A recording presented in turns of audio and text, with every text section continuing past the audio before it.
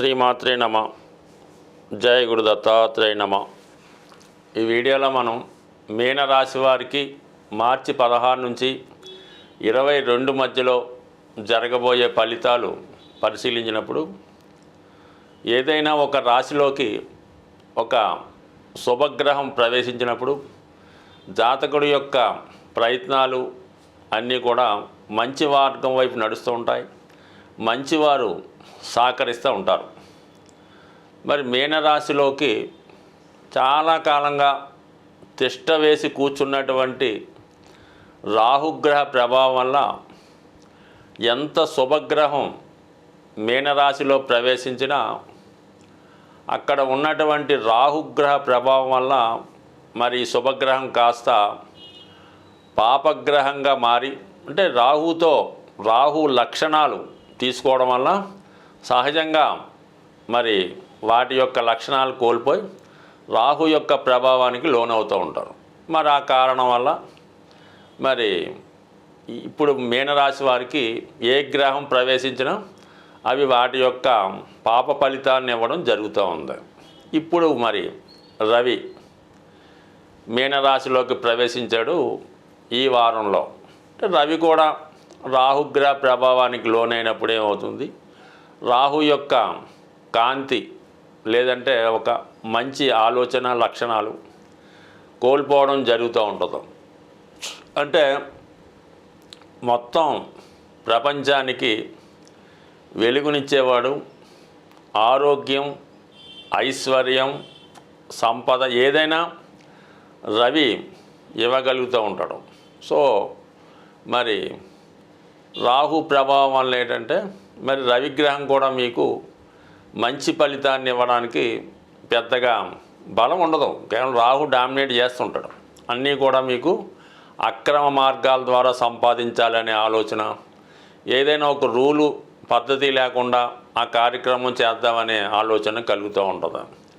ఈ పెళ్ళి విషయంలో ఏదో ఒక ఇంటర్ కాస్ట్ మ్యారేజు, దైవానికి సంబంధించిన విషయంలో సరైనటువంటి నియమాలు పాటించకపోవడం, ఆహారపు అలవాట్లు ఖచ్చితంగా లేకపోవడం, ఇవన్నీ కూడా చాలా విదేశీ అలవాట్లాగా కనబడుతూ ఉంటాయన్నమాట. అంటే ఏదన్నా రోజు జరిగే రొటీన్ కార్యక్రమాలు కూడా విభిన్నంగా జరుగుతూ ఉంటాయన్నమాట.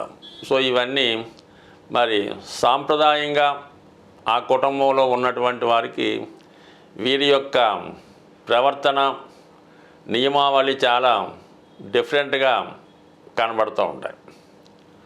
సో అది ఎలా ఉంటుందంటే మరి భగవంతుని యొక్క పూజ చేసేటప్పుడు ఏదో దీపం వెలిగించాలని కొవ్వొత్తులు వెలిగించినట్టు ఉంటుంది. సో అందువల్ల ఏంటంటే ఇది కామన్గా జరుగుతూ ఉంటుంది ఈ సమయంలో. మరి ఇప్పుడు రవి, శుక్ర, బుధ, రాహుగ్రహాలు ఉండడం వల్ల మరి ఈ కుటుంబంలో ఉన్నటువంటి వారి యొక్క ప్రవర్తన బయట వారికి కొంత ఆశ్చర్యంగా కనబడుతూ ఉంటాయి. మరి కొన్ని విచిత్రమైనటువంటి అలవాట్లు వారి మీద పడడం కూడా జరుగుతూ ఉంటుంది. ఇక మనకి తొందరలో శని భగవానుడు కూడా ప్రవేశిస్తున్నాడు కాబట్టి అప్పుడు కొంత బెటర్ చెప్పాలంటే ఇప్పుడు ఉన్నటువంటి ఏవైతే కొన్ని క్రమశిక్షణ లేని ఆచారం కాని పనులు చేస్తున్నారో అవన్నీ అప్పుడు తగ్గే అవకాశం ఉంది. దానికోసం తర్వాత చర్చిద్దాం. ప్రస్తుతం మిగతా గ్రహాల స్థితి పరిశీలించినప్పుడు చతుర్థంలో కుజుడు, భాగ్యాధిపతిగా చతుర్థంలో కుజుడు, ఈ ఒక్క గ్రహమే ప్రస్తుతం మీనరాశి వారికి చాలా వరకు అటు ఆర్థిక పరమైనటువంటి సమస్యల నుంచి బయటపడడం జరుగుతూ ఉంది. ఎంతో కొంతగా ఈ మీనరాశి వారు ఇంకా ధైర్యంగా సమాజంలో బతకగలుగుతున్నారంటే కేవలం కుజగ్రహ అనుగ్రహం చాలా బలంగా ఉండడం వల్ల. మరి ఈ సమయంలో మీరు ఏదైనా ఒక స్థిరాస్తి కొనడం కానీ, మీ కుటుంబానికి ఏదో ఒక స్థిరమైనటువంటి ఆదాయాన్ని ఏర్పాటు చేయడానికి చాలా వరకు కుజుడు సహకరిస్తాడు. అలాగే మీ స్థిరాస్తుల విలువ కూడా పెరిగే అవకాశం ఉంది. మరి గురువు యాస్టీజ్గా తృతీయ స్థాన సంచారం వల్ల అందరినీ మంచి మార్గంలో పెట్టే మీరు మీ సొంత కుటుంబాన్ని, సొంత విషయాల్ని కంట్రోల్ చేసుకోలేకుండా ఇబ్బంది పడుతూ ఉంటారు. ఇది చాలామందికి ఉన్నప్పటికీ కూడా మరి అది బయటికి చెప్పుకోలేకుండా లోన్లోనే మదన పడుతూ ఉంటారు. బయట వారికి బయట ప్రపంచానికి ఒక విధంగాను అంతర్గతంగా ఒక విధంగాను ఉండడం జరుగుతుంది. అంటే వాళ్ళకి వాళ్ళు తప్పని తెలిసినప్పుడు కూడా దాని నుంచి బయటపడలేకపోతుంటారు. అప్పటిదాకా అనుకొని మరుక్షణంలో మనసు మార్చుకొని మళ్ళీ అదే మార్గంలో ప్రయాణించే ప్రయత్నం చేస్తూ ఉంటారు. వీటన్నిటి నుంచి బయటపడాలంటే మరి శనిగ్రహం ఈ రాశిలో ప్రవేశిస్తేనే వీళ్ళకి మార్పు రావడం జరుగుతూ ఉంది. అప్పటి వరకు కుజగ్రహ భగవానుడు ఈ రాశి వారిని ముందుకు తీసుకెళ్లే ప్రయత్నం చేస్తూ ఉంటాడు. సాధారణంగా ఒక వ్యక్తికి సమస్యలు గ్రహాల వల్ల, కామన్గా గ్రహాల వల్లే సమస్యలు వస్తుంటాయి. అయితే ఈ సమస్యలు ఏ గ్రహం వల్ల మనకి వస్తున్నాయి అన్నది మనం తెలుసుకొని ఆ గ్రహం ఏ రాశిలో ఉన్నదో అబ్జర్వ్ చేసి ఆ రాశికి పరిహారం చేయడం వల్ల అసలు సమస్య నుంచి బయటపడే అవకాశం ఉంటుంది. అయితే ముఖ్యంగా రుణ సమస్యలు కుజగ్రహం వల్ల రావడం జరుగుతూ ఉంటుంది. అయితే కుజగ్రహం వల్ల రుణ సమస్యలు వస్తాయి అందరికీ తెలుసు. కుజుడికి పరిహారం కూడా కామన్గా చేస్తుంటాం. హనుమానికి తమలపాకుల పూజ, లేదంటే సింధూరంతో అర్చన, సుబ్రహ్మణ్య స్వామి ఆరాధన చేస్తున్నాం.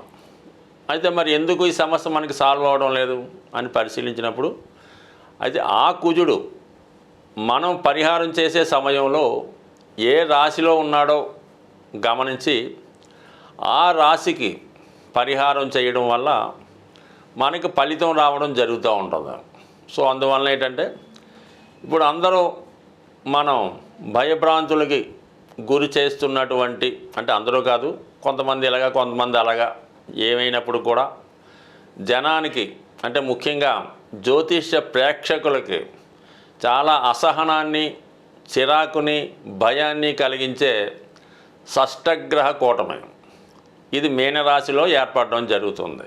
ఎప్పుడు ఏదో రాశిలో గ్రహాలు కలుస్తుంటాయి, వెళ్తుంటాయి, తిరుగుతూ ఉంటాయి. కాబట్టి ఇది ప్రపంచంలో మహా అద్భుతము కాదు, ఎప్పుడూ జరగనిది కూడా కాదు, రొటీన్గా జరుగుతుంటాయి. అయితే వారి దాన్ని బట్టి, చూసే దృష్టిని బట్టి అది కొందరికి మంచిగాను కొందరికి చెడుగాను కనబడవచ్చు.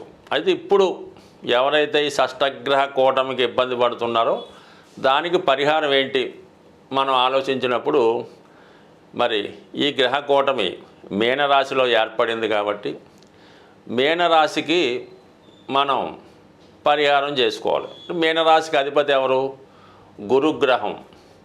మరి గురుగ్రహానికి పరిహారం చేసుకుంటే మనకి ఆటోమేటిక్గా మీనరాశి ఎలివేట్ అయ్యి ఆ రాశిలో ఏర్పడినటువంటి షష్టగ్రహ కూటమి మీకు అనుకూలంగా మారే అవకాశం ఉంది. అంటే ప్రతి గ్రహం కూడా అనుకూలంగా ఉంటుంది, ప్రతికూలంగా ఉంటుంది, మనం చేసుకునే దాన్ని బట్టి ఉంటుంది. ఇప్పుడు గురుగ్రహానికి మనం పరిహారం చేసుకోవలసి ఉంటుంది. ఈ షష్టగ్రహ కూటమి, ఇప్పుడు షష్టగ్రహ కూటమి ఏమిటి, ఆల్రెడీ 4 గ్రహాలు అక్కడ ఉన్నాయి కదా, దానికి కూడా పనిచేస్తుంది. అంటే ఈ కూటమి ఉన్నంతకాలం మీరు గురుగ్రహానికి పరిహారం చేసుకుంటే సరిపోద్ది. అంటే గురుగ్రహానికి ఏ విధంగా పరిహారం చేసుకోవాలి? చాలా సింపుల్గా దత్తాత్రేయుడు, సాయిబాబా, రాఘవేంద్ర స్వామి, దక్షిణామూర్తి, శివుడు, చివరికి శ్రీమన్నారాయణుడు, ఎవరికి ఏ విధంగా సులువు అవుతుందో ఆ విధంగా మీరు చేసుకుంటే సరిపోతుంది. ఇక ఇవన్నీ మన వల్ల కావు. చక్కగా గోశాలకు వెళ్ళడం, గురువారం గోశాలను దర్శించి ఆ గోశాలను శుభ్రం చేసి తుడిసి, అవసరమైతే గోవులకి స్నానం చేసి ఆ పరిసరాలు శుభ్రంగా ఉంచి, ఆ గోవులకి ఏదైనా దోమలు గేములు ఏమీ లేకుండా శుభ్రంగా ఫ్యాన్లు అలంకరించి ఫ్యాన్లు అమర్చి కొంచెంసేపు వాటి సేవ చేసి రావడం వల్ల మీరు ఒక 100 సార్లు షిరిడీ వెళ్తే ఎంత పుణ్యం వస్తుందో ఈ విధంగా ఒకరోజు ఆ గోశాలని శుభ్రం చేయడం వల్ల మీకు అటువంటి వరం, సేవ, పుణ్యం లభించే అవకాశం ఉంది. చాలా వరకు హైదరాబాద్ వాస్తవ్యులకి చింతపల్లిలో వేయించేసి ఉన్న మరి సాయిబాబా గారు ఆలయ దర్శనం అంటే పర్టికులర్గా అదే. ఎందుకంటే అక్కడ ముందుగా గోశాల ఉంటుంది, దాని వెనకాలే మరి బాబావారు వేయించేసి ఉన్నారు. అందువలన ఆ గుడికి వెళ్ళే ముందుగానే మనకి గోశాలను దర్శించి ఆ గోవుకి ఆహారం పెట్టి దాని తర్వాతే బాబా గారి దర్శనం జరుగుతూ ఉంటుంది. అందువలన అవకాశం ఉన్నవాళ్ళు మరి ఈ షష్టగ్రహ కూటమి ఉన్నా లేకపోయినా మనకు అనవసరం. ఒక్కసారి మీరు ఎక్కడ ఉన్నా కూడా గోవుని సేవ చేసుకోండి.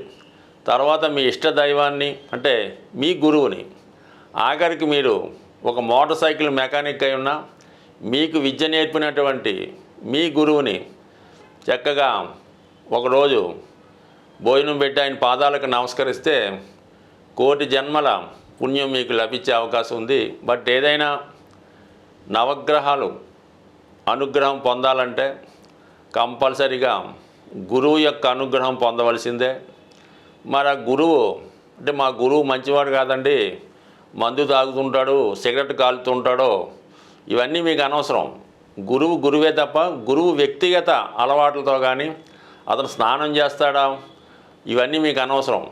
చక్కగా మీరు గురువుని గురువు రూపంలో సేవించినప్పుడు కంపల్సరిగా మీకు ఆ పుణ్యం లభిస్తుంది. దాని నుంచి అంటే నవగ్రహాలు పెట్టే ఇబ్బందుల నుంచి బయటపడే అవకాశం ఉంటుంది. స్వస్తి.